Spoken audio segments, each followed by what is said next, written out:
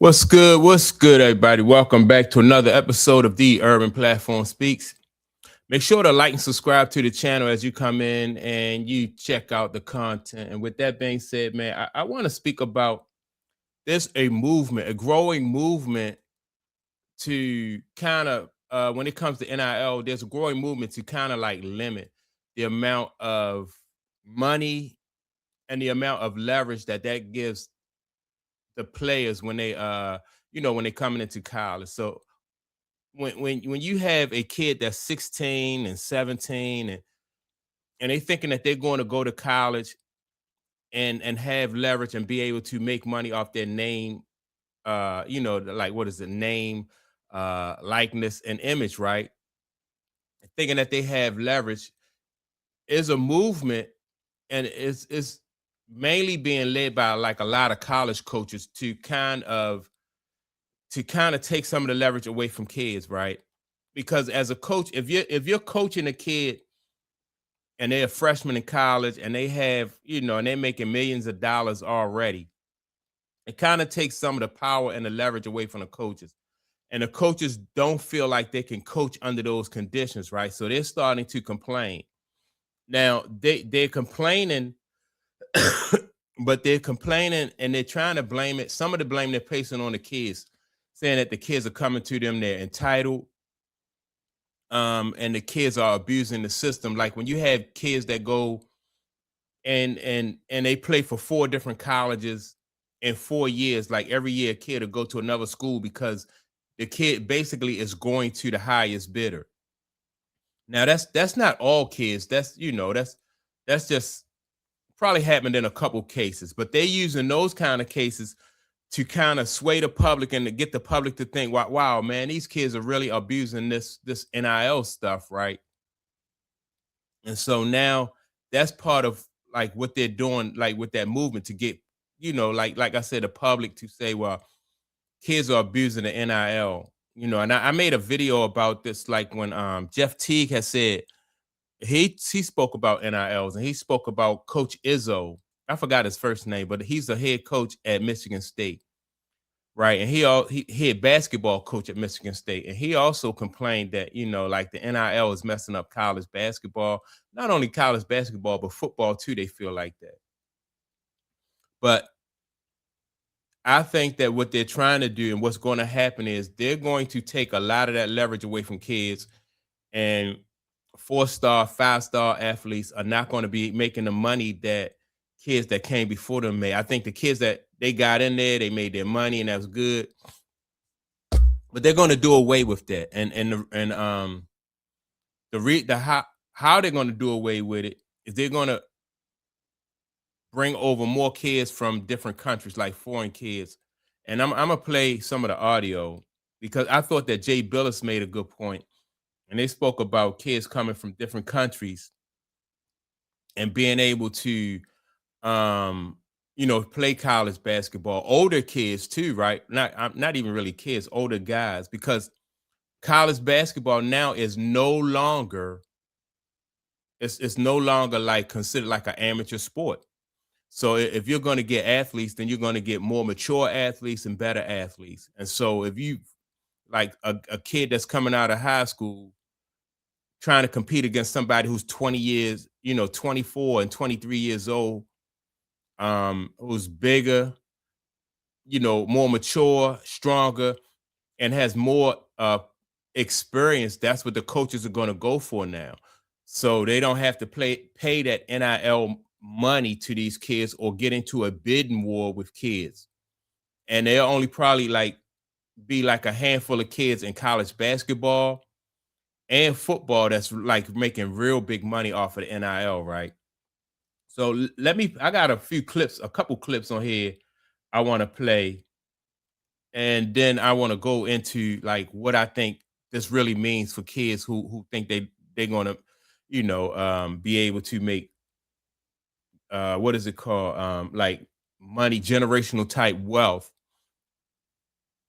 immediately coming out of high school. Let me go play this is Jay Billis right here talking about guys, older, mature guys playing basketball, right?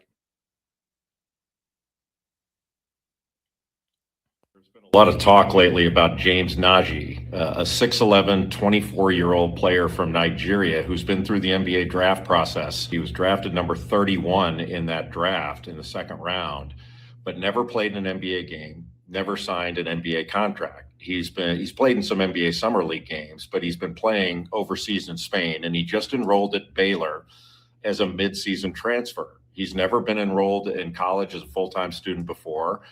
And a lot of coaches have come out saying this is not a good thing. One thing I think the coaches are missing out, they just don't know the rules. This is not unusual in that a midseason transfer, this has happened a lot before, and the NCAA rules allow it. If James Nagy had signed an NBA contract, that would be different. But you can play professional basketball, both in the United States and overseas, and play on a professional team as long as the money you take is essentially your expenses. So this idea that somehow LeBron James can retire from the Lakers and play for Ohio State, that's not within the rule structure. Look, if you don't want a player that has played professionally on a professional team in Europe or on a professional team in the United States, like James Nagy, then don't recruit him. What a lot of these coaches are saying is we don't want to play against him. And that's not something that I'm good with. I don't agree with that. The NCAA used to have a rule. It was called the year in residence rule. So when you transferred, you had to sit out a year before you were eligible. The reasoning was you had to get used to your new school and take time to get used to your school, which really made no sense that a transfer that already had college experience needed to sit out, while freshmen who had no college experience were eligible to play right away. And so they punted on the rule and came up with the transfer portal. The solution to that is simple.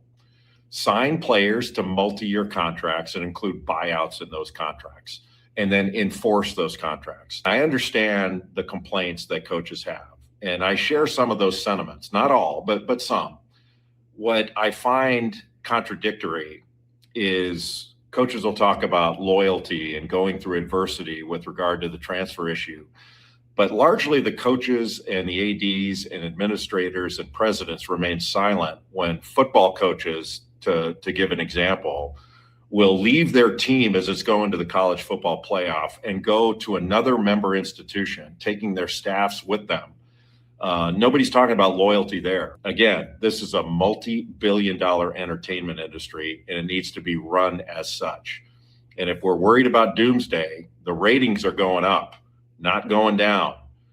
Generally, the fans don't care about these issues. They care about their teams, their games, and the competition. All right. So two things I want to talk about. Like when he spoke about, like I said, the kid is 24. This guy's 24 years old and played professional basketball, but never really got, he never signed a contract. So he do have some professional experience. So what that means for like kids who coming straight out of high school, it's hard to compete against a guy who's 24 years old. Like I said, he's more mature physically and he has more experience, right? And he's going to Baylor. And I think this is going to be a trend because it's a cheaper and it's a safer route for the college coaches and the schools. You don't have to kick out that big NIL paycheck to somebody's coming straight out of high school and really it's not proven, right? And then that kid is more entitled. That kid, you probably, it's harder to coach that kid because that kid feel like they have more leverage, right? And so that's one point. But let me play what there's another coach on here. Let me see. This is Rick Pitino, right? And this comes from 4th and 1. This the guy, what's the guy? Cam Newton. This is his show, and they spoke about NIL and stuff like that, right? So let me play this. Well, we're not recruiting any high school basketball players. Not this year. We've already recruited Ruben, Lefty. Come on, we're building from that. This year, we're not even looking at a high school basketball player because we're losing Davon, Kadari, and Aaron. You can't replace them with You can't replace them with high school kids. Let me make this public service announcement to every single high school recruit. The biggest, and I mean the absolute biggest threat to you guys has been the transfer portal. Like, all right, so that was Coach Rick Pitino right there, right? And he was saying that they're not even recruiting high school players, right? Only going to be a certain amount of positions for high school players. Why? And it's because of the money, right? Because when the high school players was coming and they was playing for free, coaches didn't mind developing you. They didn't mind waiting for you to mature into a better ball player by your senior year. Now that they have to pay you, now they want professional athletes. They want more bang for their buck. They want kids who coming in with more experience. So they're going to be getting more junior college kids. That is college basketball and college football. They're going to you're going to have to go to college, like a junior college, play, develop your skills, and then go to like a major college for like 2 years. They're not going to let you sit there for 4 years and every year, you're making like $6 million or let's say like $3-4 million being a college athlete. They're not going, they're just not going to go for that. And they're making it seem like, it's the kids who messed this up. Some coaches are saying like the kids are entitled. Kids, like I said, are abusing the situation. But it was okay, like Jay Billis said, when coaches had all the leverage. So to me, this kind of exposed like coaches that have always said that, well, we're teaching these kids how to be young men. But now that they're making money, all bets are off. We don't care. Which it was always BS. It was always about the school and what you can get from that kid. Like if you can exploit that kid's talent and benefit from that kid's talent, then that's cool. You don't mind having that kid on your campus and you giving him a scholarship. I agree with Jay Billis. Get these kids, if you're going to bring a kid in, give him a contract, include a buyout in the contract, and hold them to that contract, which they don't really do coaches like that. Like coaches, if they find a better job, they'll take off and run and nobody talking about that. But, it is what it is. But let's listen to Calipari, right? I just think that these guys are kind of talking out both sides of their mouth. They didn't really, for all these years, they never really cared about the kids like when it was free labor. But now that you got to pay, and you get kids who are more entitled, coaches don't want to put up with it. Does anybody care what this is doing for 17 and 18-year-old American kids? Do you know what this opportunity has done for them and their families? There aren't going to be any high school kids. Who, other than dumb people like me, are going to recruit high school kids? I get so much satisfaction out of coaching young kids and seeing them grow and make it and their family life changes that I'm going to keep doing it. But why would anybody else, if you can get NBA players, G League players, guys that are 28 years old, guys from Europe, do we really know their transcript? Does anybody care what this is doing for 17? has been. So think about what he just said.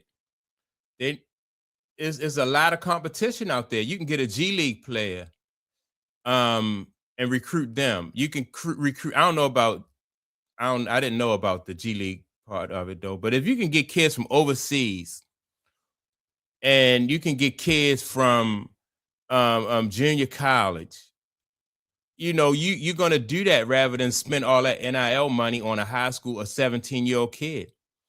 And so for all these years, people have been like, well, pay our kids, college is making so much money off of these kids and they deserve to be paid. And now that the college said, okay, yeah, we're going to give them pay them for their name, image, and likeness.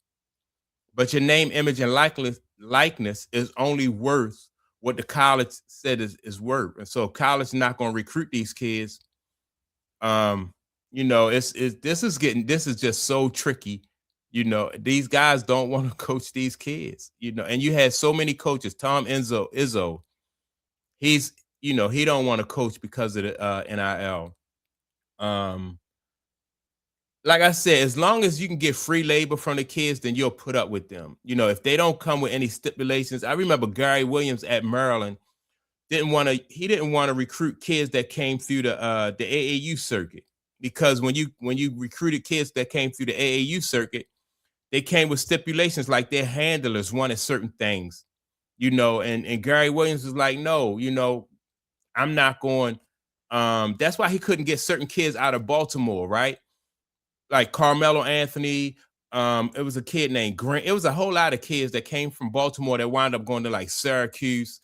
Kids went to Memphis. They went everywhere else but Maryland, right here in the backyard.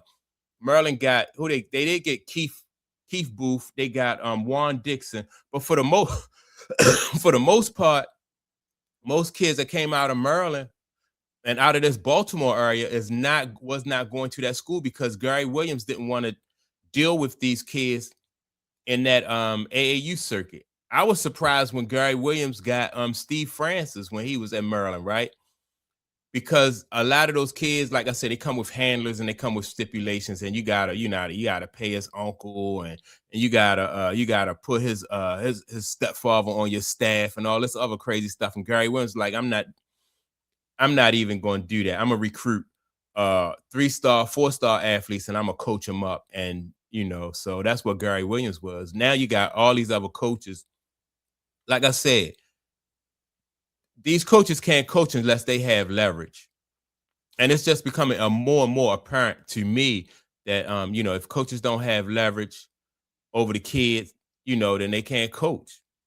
And so American kids, they're not going to allow you to make all this money, generational wealth, sitting on their bench, making just as much money as these coaches.